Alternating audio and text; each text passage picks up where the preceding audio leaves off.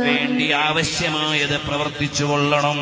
അല്ലാഹ് എന്ന ചിന്തയിലാകണേ.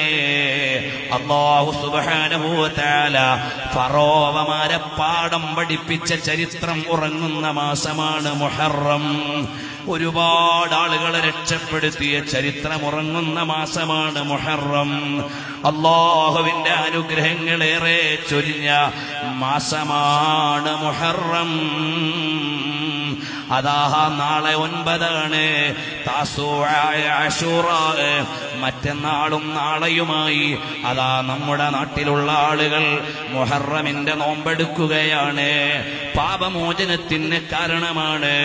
കഴിഞ്ഞ ഒരു കൊല്ലത്തെയും വരുന്ന ഒരു കൊല്ലത്തെയും പാപം പൊറുക്കാൻ കാരണമാകുന്ന പുണ്യമാണ് ഈ 2 നോമ്പുകൾക്കെന്ന് പഠിപ്പിച്ചത് പുണ്യ റസൂൽ സ്വല്ലല്ലാഹു അലൈഹി വസല്ലമ തങ്ങളാണ്.